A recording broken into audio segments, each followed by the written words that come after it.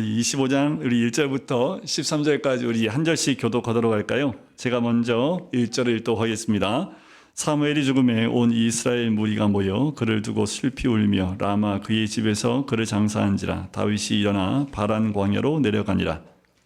마온에 한 사람이 있는데 그의 생업이 갈멜에 있고 심히 부하여 양이 3,000마리요 염소가 1,000마리이므로 그가 갈멜에서 그의 양털을 깎고 있었으니 그 사람의 이름은 나발이요 그의 아내의 이름은 아비가일이라. 그 여자는 총명하고 용모가 아름다우나 남자는 완고하고 행실이 악하며 그는 갈렙 족속이었더라.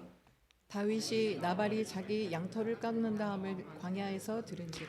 다윗이 이에 소년 10명을 보내며 그 소년들에게 이르되 너희는 갈멜로 올라가 나발에게 이르러 내 이름으로 그에게 문안하고 그 부하게 사는 자에게 이르기를 너는 평강하라 내 집도 평강하라 내 소유의 모든 것도 평강하라. 내게 양털 깎는 자들이 있다 함을 이제 내가 들었노라. 내 목자들이 우리와 함께 있었으나 우리가 그들을 해하지 아니하였고 그들이 갈멜에 있는 동안에 그들의 것을 하나도 잃지 아니하였나니 내 소년들에게 물으면 그들이 내게 말하리라. 그런즉 내 소년들이 내게 은혜를 얻게 하라. 우리가 좋은 날에 왔은즉 내 손에 있는 대로 내 종들과 내 아들 다윗에게 주기를 원하노라 하더라 하라. 다윗의 소년들이 가서 다윗의 이름으로 이 모든 말을 나발에게 말하기를 마치매 나발이 다윗의 사원들에게 대답하여 이르되 다윗은 누구며 이새의 아들은 누구냐. 요즘에 각기 주인에게서 억지로 떠나는 종이 많도다. 내가 어찌 내 떡과 물과 내 양털 깎는 자를 위하여 잡은 고기를 가져다가 어디서 왔는지도 알지 못하는 자들에게 주겠느냐 한지라. 이에 다윗의 소년들이 돌아서 자기 길로 행하여 돌아와 이 모든 말을 그에게 전하매 같이 읽겠습니다. 다윗이 자기 사람들에게 이르되 너희는 각기 칼을 차라 하니 각기 칼을 차매 다윗도 자기 칼을 차고 400명 가량은 데리고 올라가고 200명은 소유물 곁에 있게 하니라. 아멘. 사무엘상 25장은 우리가 잘 알고 있는 대로 이 나발이라는 사람과 그리고 아비가일이라는 부부에 대한 이야기가 나오는 이야기입니다. 나발과 아비가일, 성경에서 가장 어울리지 않는 한 쌍의 커플입니다. 나발은 오늘 말씀에 큰 부자로 나와요. 그럼에도 불구하고 큰 부자입니다. 그런데 큰 부자가 다 신앙이 좋은 거 아니에요. 큰 부자인데 얼마나 그 성품이 완고하고 그리고 행사가 악한 사람인지 성경에 기록되어 있을 정도입니다. 그의 종과 그 부인 아비가일도 한 목소리로 그는 불량한 사람이다 라고 평가를 해요. 이것은 무가치하고 악하다는 뜻입니다. 그리고 그 이름의 뜻 자체가 미련한 자라는 그 의미를 가지고 있습니다.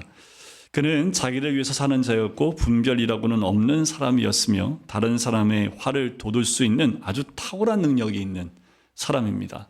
어떻게 이렇게 남을 화나게 할 수 있는지 그런 사람들이 있죠. 어느 공동체에 가도 저 사람은 꼭 분란을 일으키는데 사람 속을 어떻게 그렇게 잘 긁어대는지 부부지간에 그러면 정말 힘들어요. 그죠? 근데 이상하게 내 속을 잘 긁는 사람들이 있어요. 내 속만이 아니지요. 이 나발이라는 사람이 아주 탁월함이 사람의 화를 돋구는데 탁월함이 있는 사람으로 등장을 해요. 그러니까 아주 악한 자로 등장을 하지요. 반면 이 부인 아비가일에 대해서는 총명하고 용모가 아름다운 사람이었다라고 평가가 되어집니다. 다윗도 이 여인에 대해서 지혜로운 여인이라고 평가를 해요. 이 사람은 자기 집의 모든 사람의 생명을 구한 여인이었습니다. 부부는 닮는다고 하는데 글쎄요, 결혼한 지 얼마나 된지 성경에 나와 있진 않아요. 그런데 정말 어울리지 않는 한 쌍으로 등장을 합니다. 자, 다윗을 한번 볼 텐데 다윗은 쫓기는 신세였지요.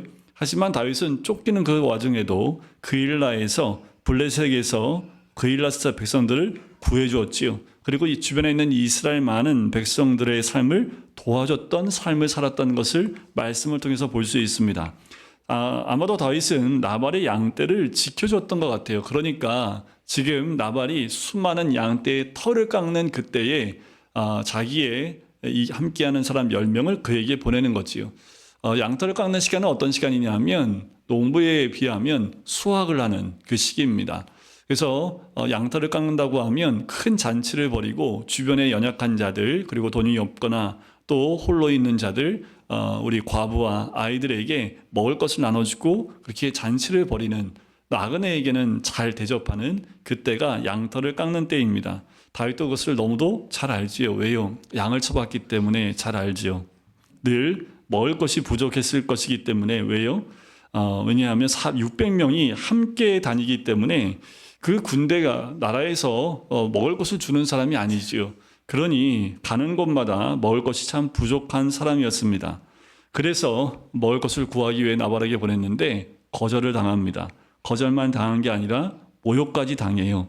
오늘 우리가 읽은 말씀 그 이후에도 아비가일과 또 다윗과 만나는, 그리고 나발의 죽음까지 다 기록이 되어져 있는 것을 볼 수 있습니다. 이 다윗을 주인으로부터 도망친 노예 정도로 보고 멸시를 하고 있다라는 거지요. 이게 진짜 어려운데요. 다윗은 이미 자기 손 안에 들어온 사울을 살려준 바 있습니다. 그는 선으로 악을 갚았지요. 이것이 다윗이었습니다. 그런데 지금 이 예상 밖의 인물인 나발로부터 선을 기대했지만 악이 돌아왔습니다. 이게 더 힘든 것 같아요. 다윗이 사울에게 뭘 기대했을까요?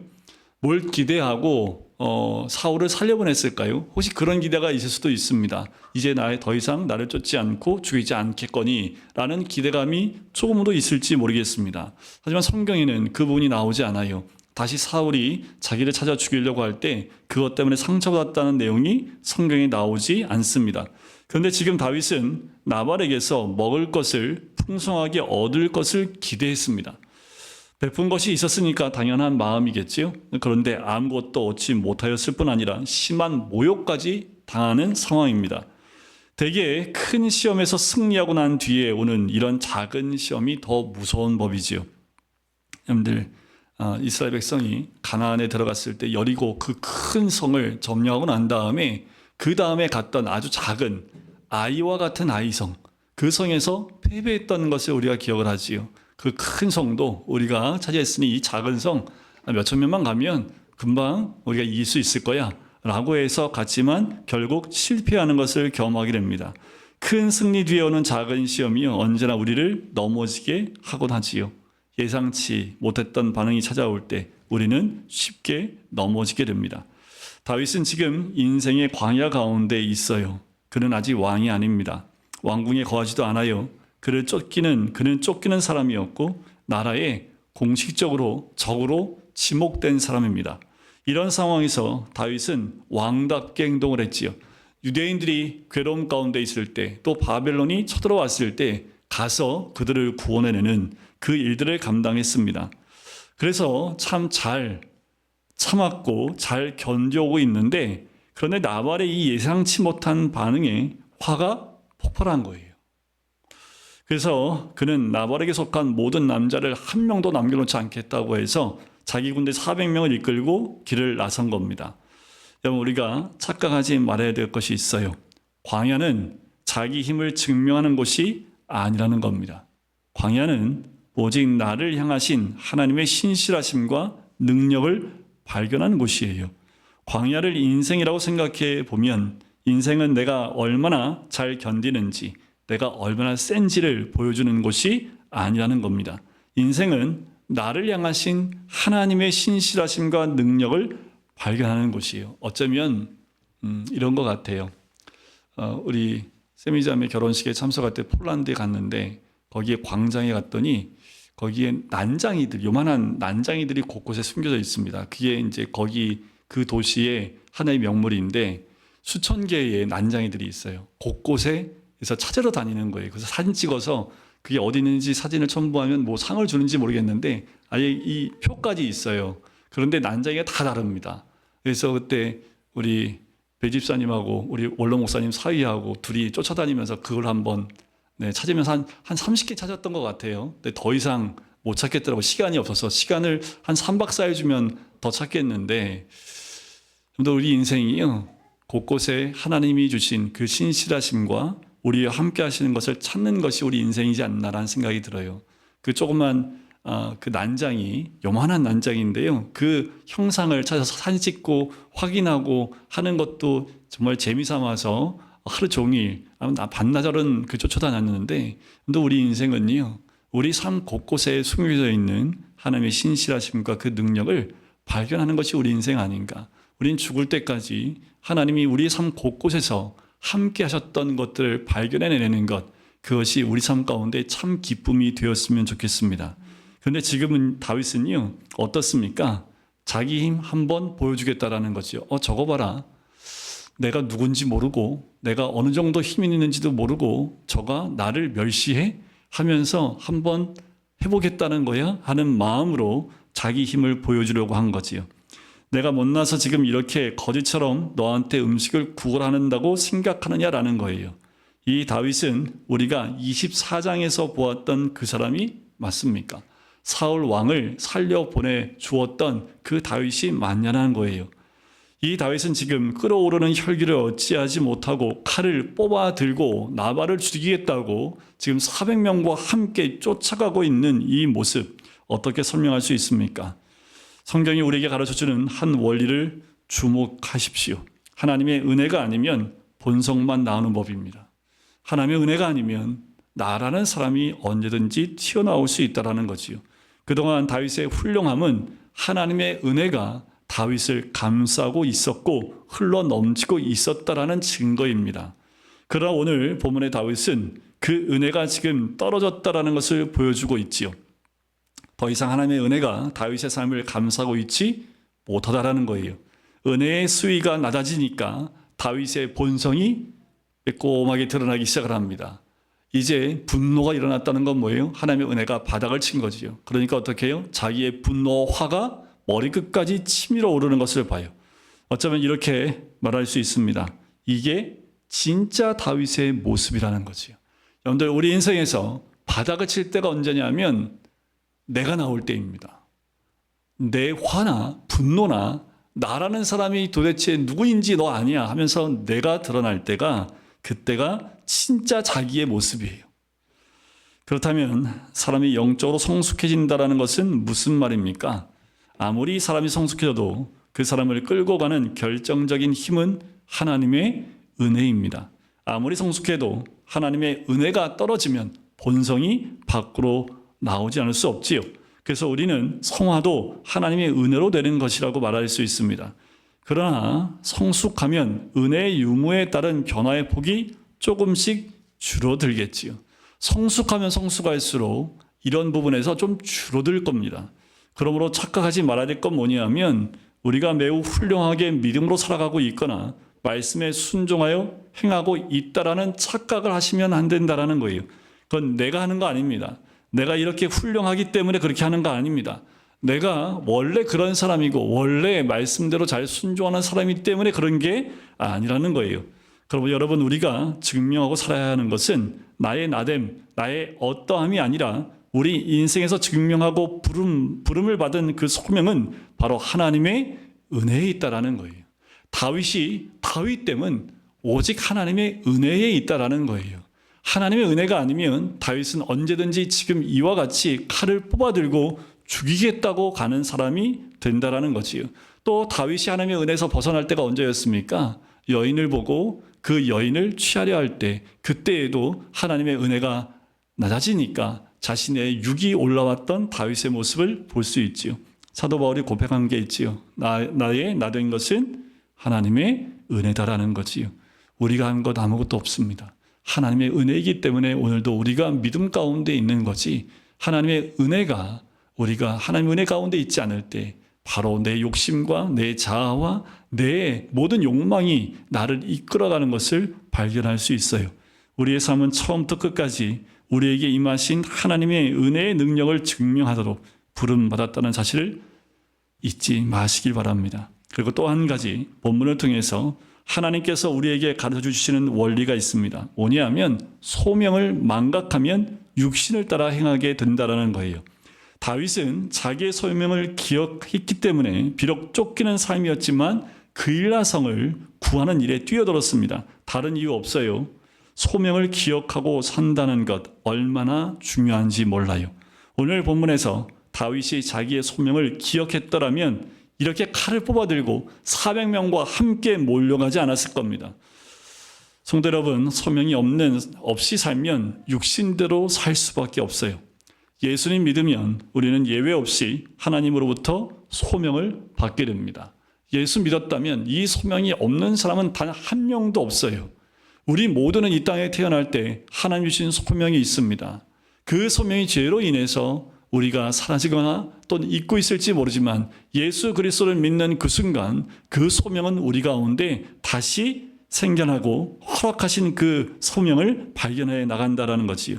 이제는 더 이상 자기를 위해서 살던 그런 종류의 무가치하고 어리석고 나발과 같은 삶을 내려놓게 된다라는 거예요. 왜냐하면 소명이 있기 때문입니다. 소명을 의식하는 사람은 비록 넘어질 때는 있어도 육신대로 살아갈 수는 없지요. 육신대로 사는 것은 세상을 사랑하고 자기를 중심으로 살아가는 삶의 모든 지속적인 성향을 말해요. 이런 사람의 모든 생각은 다 자기 중심으로 돌아갑니다. 모든 게요. 먹는 것부터 신앙생활까지도 다 자기 중심적입니다. 하나님께서 무엇을 기뻐하시고 원하시는가 하는 것에 대한 정직한 고민이 없어요. 그러므로 자기를 부인하는 것이 무엇인지, 자기 십자가를 지고 주님을 따르는 것이 무엇인지 머리는 알지만 삶으로, 가슴으로는 살아낼 수, 알 수도 없습니다. 사람이 이렇게 육신대로 살면 반드시 죽어요. 그러나 오늘 다윗이 보여주는 것은 비록 거듭난 사람이라고 할지라도 소명을 잠깐 망각하고 살게 되면 이렇게 갈 수 있다는 것을 우리에게 보여주고 있는 거예요. 그러니 여러분들 우리에게 소명을 잊지 않으셔야 합니다. 소명은 잊으면 안 되는 거예요. 소명이 있는 그 순간부터 내가 누군지 알아? 이게 나오기 시작해요. 모든 것이 나를 드러내기 위한 것으로 나오기 시작한다라는 거죠. 소명을 기억하고 살아야 합니다. 거듭난 사람은 어쩌다 이렇게 될 수 있을지 모르겠어요. 그러나 지속적으로 이런 삶의 근본적 태도를 가지고 살아간다면 그것은 결코 거듭난 하나님의 자녀의 속성이 아니라는 거예요. 거듭난 사람일지라도 넘어질 수 있기 때문에 잠시 소명을 잊었을 때 자기의 육적인 모습이 드러날 수 있지만 그렇게 계속 살아가지는 않는다라는 거지요. 하나님께서 사랑하는 자녀가 이렇게 혈기로 또 육신에게 져서 육신대로 가는 길을 그냥 내버려 두지 않으십니다. 그래서 잠시 잠깐 넘어질 수는 있어도 계속 그렇게 육을 위해 살아가진 않는다라는 거예요. 다윗에게 하나님이 간섭합니다. 누구를 통해서요? 나발의 아내 아비가일을 통해서 간섭을 하세요. 아비가일은 기본적으로 분별이 있었던 여인입니다. 다윗이 누구냐 하는 문제에서 나발과는 전혀 다른 관점을 가지고 있어요. 나발은 다윗에 대해서 그냥 종, 그러니 주인에게서 도망친 종 정도로 생각을 하고 있는데 아비가일은 어떻게 해요? 다윗이 하나님의 기름 부음 받은 종임을 알고 있다는 거지요. 성도 여러분, 우리의 삶에서 얼마나 많은 부분이 바로 이런 분별에서 비롯되는지를 아십니까? 저는 신앙은 결국 분별력에 있다고 봐요. 잘 분별하셔야 합니다. 특히 신앙생활에 잘못 분별하면 여러분들 한순간에 우리의 신앙이 바닥까지 아니요 아주 기본되는 것까지 다 흔들려 버리는 것을 봐요. 우리 눈에 들어오는 것, 귀로 들어오는 것, 내 생각에서 나오는 모든 것까지도 분별하지 못하면 우리는 어느 순간 신앙이 아닌 세상을 따라가고 나를 따라가는 모습을 보게 된다는 거지요. 물론 이 분별은 100% 사람의 영적 신분과 상황을 파악하는 그런 초능력의 어떤 그 능력에 있지는 않습니다. 그리스도인에게 있어서 가장 기본적인 분별이 무엇인가 하면 형제를 알아보는 분별이에요. 믿는 사람인지 아닌지를 직감적으로 알아요. 믿는 사람은 처음 만난 사람과 대화를 해도 저 사람이 믿는 사람인지 아닌 사람인지를 분별할 수 있는 아주 그 분별력이 우리 가운데 있는 것을 발견하게 됩니다. 왜요? 모든 것이 주님 때문이지요. 세상을 보세요. 세상은 전부 자기 자신으로 충만한 상태입니다. 근데 아무리 신앙이 좋다고 하더라도요, 신앙 좋으신 분들하고 몇 번 만나서 대화를 해보면 정말 신앙이 좋은지 아닌지는 금방 압니다. 그래서 이분이 신앙이 좋은지 안 좋은지 잘 분별 못하는 분은 어떤 분이냐면요, 목사도 잘 분별 못하는 사람은 교회 왔다가요 앉아있다 아무 말도 없이 가시는 분, 이분은 어떤 분이 도대체 분별이 안 돼요. 그러니까 일단은 뭐 축도 끝나기 전에 가면 그냥 그런 분이다라고 하지만 교회 오시는데 공동체도 있는데 말은 안 하시고 모든 거 다 참석을 하세요. 조용한 분들, 이런 분들은 좀 분별하기 어려워요. 순종적인 것 같은데 말을 잘 안. 이 모든 사람의 그 모습은 이 말이나 행동을 통해서 분별이 되거든요. 그래서 말을 안 하면 분별이 좀 쉽지는 않습니다. 그러니까 우리가 거꾸로 뭐예요? 말수를 적게 하시는 게 우리 신앙에 도움이 될 수도 있겠지요. 세상은요, 자기 자신으로 충만해서요, 다른 사람을 볼 수 있는 능력이 없어요. 나만 보거든요. 옆에 있는 사람 볼 겨를이 없어요. 그래서 나만 얘기를 하지 저 사람에 대한 관심이 별로 없다라는 거지요. 주님은 자기를 부인하고 십자가를 지라고 하셨는데, 그리고 따르라고 했는데, 자기 자신으로 충만한 삶을 사는 태도를 이들은 버릴 수가 없지요. 아비가일의 분별력은요, 아비가일로 하여금 급히 음식을 풍성하게 준비하여 다윗의 오는 길로 가게 만들었어요. 그 순간 급하게 자기가 모을 수 있는 모든 음식을 다 긁어 모읍니다. 그걸 모두 다 함께하는 종들과 함께 다 들고 가요. 아비가일이 군대를 거느리고 칼을 차고 오는 다윗을 만났을 때 제일 먼저 무엇을 했을까요? 먹을 거 던져줬을까요? 아니요. 지금 먹을 것보다 지금 뚜껑 열린 사람한테 먹을 거 준다고 되겠어요. 그러니까 아비가일이 제일 먼저 한 게 뭐냐면 용서를 구합니다. 그런데 아비가일이 용서를 구하는 원리를 보면 여러분들 여기서 우리가 좀 배울 게 많습니다. 먼저 아비가일은 자기 남편의 일에 대해서 변명하지 않습니다. 그것을 자기의 잘못으로 여기고요. 여겨달라고 하면서 그 잘못을 고백을 해요. 변명하면 화가 더 나지요. 잘못을 인정하는 것, 그것은 화를 누그러뜨립니다. 두 번째로 아비가일은 그 다음에 보상을 합니다. 27절에 나오는 부분인데 준비한 예물을 드려요. 적절한 보상은 잘못을 회개하는 마음의 진정성을 드러내지요. 삭개오가 예수님 만나서 했던 게 그거지요. 자기의 것을 내어놓는 겁니다. 그리고 나서야 아비가일은 용서를 구하지요. 주의 여정의 허물을 사하여 주옵소서. 이렇게 용서를 구하는 장면을 보면 아비가일이 얼마나 지혜롭고 진실한 여인인지를 알게 됩니다. 그러나 그녀의 지혜를 정말 돋보이게 한 것은 그녀가 다윗이 망각한 소명을 다시 기억하게 해주는 바로 그 장면이에요.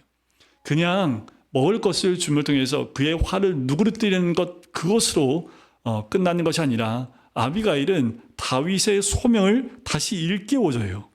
첫째로 그녀가 한 말이 이거였습니다. 내 주께서는 여호와의 싸움을 싸우는 분이십니다. 라고 고백을 하는 것이 28절에 나와요. 이게 무슨 말입니까? 다윗이 지금 싸우려고 하는 싸움은 여호와의 싸움이라는 거예요? 아니란 얘기예요. 아니란 얘기입니다. 하나님을 위한 싸움, 하나님 나라를 위한 싸움에 부름을 받으신 분이 지금 개인적 원한을 갚기 위해 전쟁을 하시려고 하시는군요. 라고 아주 조용한 말로 얘기하고 있는데 이게 팩트지요. 두 번째로 아비가일이 다윗에게 기억하게 한 소명은 당신은 하나님의 사람입니다. 하나님께서 생명을 보호해 주시는 특별한 분이 아니십니까? 라는 그 내용을 29절에 얘기를 해요. 당신은 하나님께서 하나님의 생명싸개로 보호하셔서 결코 아무도 그 생명을 해할 수 없는 분입니다. 라는 그 아비가일은 얘기를 해요. 이 말은 지금 생명의 위협을 느끼며 사울로부터 피하여 살아가고 있는 다윗에게 하나님의 음성처럼 들리는 거지요. 하나님의 위로처럼 들리지요.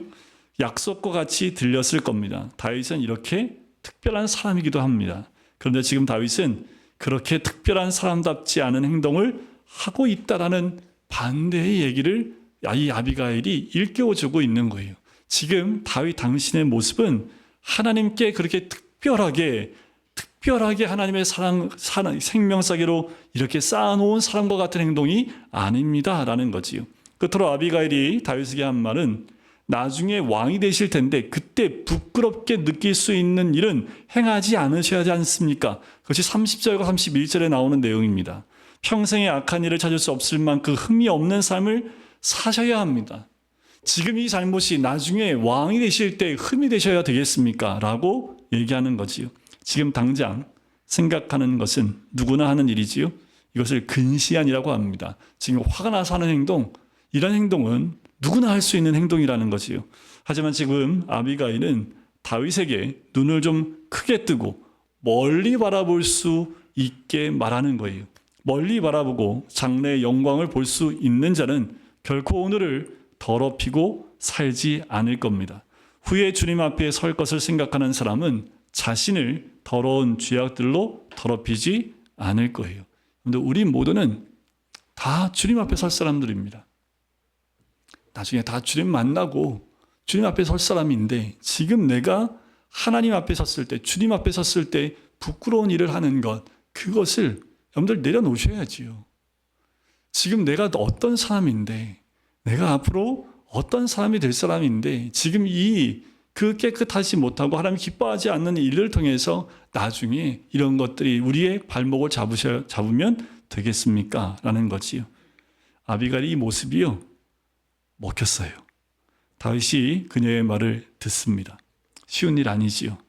그러나 다윗이 사내 제장부인데 400명한테 야, 내일 아침 되기 전에 동트기 전에 여기 있는 남자 다 죽일 거야 하고 데려갔는데 한 아낙네가 와서 몇 마디 했는데 다윗이 고개를 숙이고 네가 맞다 하고 돌이키면 이제 남자가 칼을 뽑았는데, 그러니까 다윗이 얼마나 대단한 사람이니요. 그러면서도 불구하고 이게 하나님의 뜻이 아니라는 딱 생각이 드니까 여인이 했던 말이든 아니면 남자가 하는 말이든 상관이 없는 거예요. 하나님 음성으로 듣는 거지요. 그러니까 어떻게 해요? 바로 그 칼을 내려놓습니다. 전 여기서 한 가지 질문이 떠오릅니다. 이렇게 지혜로운 여인, 혈기로 끓어오르는 구인의 마음에 평정심을 주고 자아로 충만한 사람을 하나님으로 충만하게 회복시킬 수 있게 해주는 이 여인의 지혜가 왜 함께 살았던 나발에게는 전혀 통하지 않았을까라는 거예요. 그 차이가 무엇에 있겠습니까? 듣고와 안 듣고의 차이입니다. 아비가일은 나발에게도 수없이 말했을 거예요. 자기 남편인데 이것이 옳지 않음에 대해서 이전에 했던 모든 행동들 가운데 아비가일이 한두 번 얘기하는 게 아니겠지요. 그러나 나발은 그 이름이 보여주듯 미련하게 듣지 않았습니다. 구약 성경에 지혜로운 마음은 듣는 마음이라고 해요. 솔로몬이 1000번제를 드리고 구했던 게 뭐예요? 듣는 마음을 달라고 구하지요. 야고보서에 보면 듣기는 속히 하고 말하기는 더디하여 하며 성내기도 더디하라는 말씀이 있죠. 이게 지혜입니다. 다윗은 들을 수 있는 지혜가 있었고 나발은 듣는 지혜가 없었다라는 거지요. 여러분, 우리는 사람의 말을 듣는 분들이십니까? 우리는 우리에게 주는 진심 어린 말을 잘 듣는 편입니까? 아니면 듣고 싶은 말만 듣기를 원하고 있는 사람입니까? 나발과 다윗의 차이는 여기서 크게 나눠집니다. 우리가 살다 보면 나발 같은 사람을 만나게 되고요. 예상 밖의 반응, 가령 선이 악으로 돌아오는 경우를 만날 수 있어요. 이럴 때 악인으로 인하여 마음이 상하지 마십시오. 다윗은 마음이 상했기에 이럴 때 악인으로 인하여 마음이 상했기에 지금 칼을 뽑아들었던 거예요. 마음이 상하면 우리 안에서 일어나는 반응은 본질적으로 칼을 뽑아들게 되는 겁니다. 마음을 상하게 두지 마십시오. 겉으로는 그렇게 안 할지라도 이미 속으로는 칼을 다 뽑아들고, 여러분들 오늘 칼 몇 개나 뽑으셨나요? 아마 칼 안 뽑고 오늘 사셨던 분들 아마 혼자 있어도요, 네, 뉴스 보면서 칼 뽑고 이 소식 듣고 칼 뽑고 아마 칼을 못 뽑아도 한 10개는, 그렇지, 인정을 하잖아요.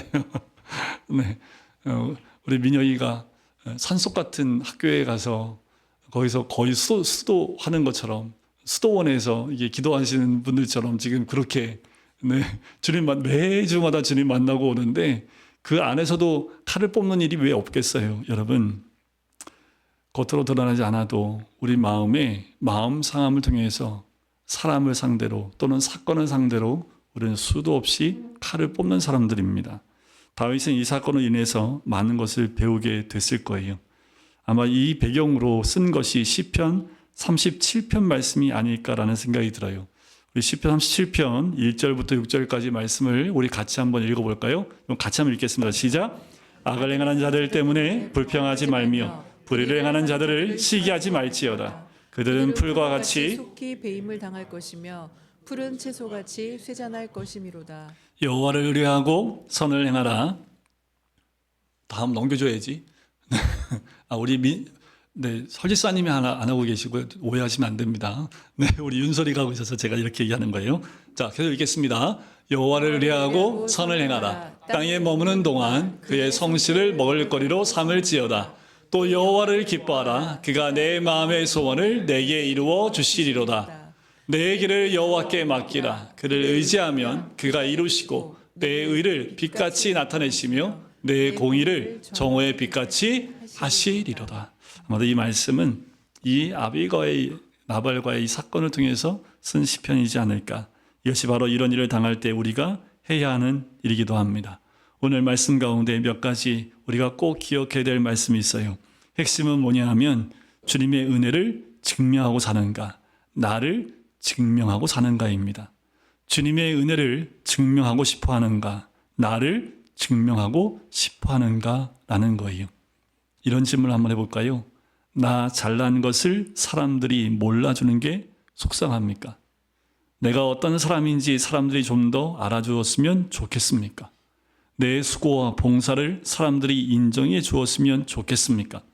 우리가 예수님을 믿고 살아가면서 죽어야 하는 게 바로 이런 것이란 사실을 우리는 알고 있습니까? 이것이 바로 주님께서 말씀하신 바 자기를 부인하고 자기 십자가를 지는 것이라는 사실을 우리는 알고 있습니까? 이런 마음, 자기를 증명하려는 마음을 가지고는 주님을 믿을 수 없습니다. 주님을 따라갈 수 없어요. 이런 마음이 많아서 교회가 시끄러울 수 있는 거지요. 자기를 부인하고 자기 십자가를 지고 주님을 따르는 겁니다. 자기를 증명하는 게 아니에요. 나는 안 중요하다. 중요한 것은 주님의 은혜입니다. 주님께서 내게 베풀어 주신 은혜가 아니었으면 나는 아무것도 아닙니다라고 말하는 거예요. 중요한 것은 그 누구의 뜻도 아니고 주님의 뜻입니다. 사랑하는 성도 여러분, 저는 저와 여러분의 삶 속에서 주님의 은혜, 내 인생에 그렇게 놀랍게 베풀어 주신 주님의 은혜를 말하고 싶어서, 증거하고 싶어서 견딜 수 없는 마음 주시기를 간절히 구합니다. 그리고 두 번째로 소명을 기억하고 살기를 바랍니다. 그리스도인은 결코 자기 자신을 위해 살 자가 아니에요. 그것은 무익하고 악한 삶입니다. 세상에 있는 것들을 사랑하며 자기의 외모와 껍데기를 꾸미면서 살도록 부름을 받은 게 아닙니다. 그런 천박한 삶을 벗어 던져야겠지요. 그것을 벗어 던질 힘이 어디서 나오냐 하면 바로 소명입니다. 하나님께서 내게 주신 소명, 내게 인생을 주시면서 이렇게 살아라, 이것을 위해서 살아라 하고 주신 소명에서 나오는 거예요. 그 소명이 무엇일까요? 그것은 하나님의 성품을 반영하라는 것입니다. 하나님의 어떠하심을 드러내라는 거예요. 우리의 삶의 모든 생각과 사상과 태도와 말과 행동에서 그렇게 하라는 거예요. 우리는 전인격적으로 우리를 통해서 하나님이 어떤 분이신지를 드러내는 것이 우리의 소명이어야 합니다. 그래서 젊은 부부하고 지금 창세기 1장을 공부하고 있는데 결국은 우리가 첫날부터 마지막 6째 날까지 가야 되는 방향성이 어디일까요? 하나님의 형상과 모양으로 만들어진 인간의 모습으로 가는 거예요. 하나님을 영화롭게 하는 것, 바로 우리의 소명은 우리에게 하나님의 형상과 하나님의 모양을 드러내는 겁니다. 내 안에 그리스도의 형상이 온전하게 이루어지기를 위해서 살라는 거예요. 절제라는 겁니다. 나쁜 습관을 버리라는 거예요. 돈을 제대로 사용하라는 겁니다. 다른 사람에 대한 태도를 고치라는 거예요. 소명을 기억해야 합니다. 나중에 주님 앞에 섰을 때 부끄러운 일이랑 골방에서라도 하지 말아야겠지요. 마지막으로 분별하십시오. 무엇이 참된 말인지 거짓인지를 분별해야 합니다. 그리고 들으십시오. 시편 141편 5절 말씀에 보면 의인이 나를 칠지라도 은혜로 여기며 책망할지라도 머리에 기름같이 여겨서 내 머리가 이를 거절하지 아니할지라. 잘 들을 줄만 안다면 우리는 지혜로운 자가 될 수 있습니다. 오늘 우리는 아비가일이라는 참 지혜로운 여인을 보았어요. 남자 여자를 떠나서 이런 아비가일 같은 존재가 얼마나 귀한지 몰라요. 우리의 가정에서, 우리의 일터에서, 그리고 우리 교회에서 이런 존재는 얼마나 귀한 존재입니까? 하나님께서 우리의 삶에 아비가일에게 주셨던 그런 참된 지혜를 주시기를, 그리고 우리의 삶의 모든 자리에서 아비가일 같이 자기로 충만한 사람들을 하나님으로 충만하고 하게 회복시켜주고 소명을 망각한 자들에게 소명을 일깨워주고 혈기가 끓어오르는 자들의 혈기를 가라앉히고 은혜를 흘려보내는 주의 삶이 되기를 간절히 소원합니다.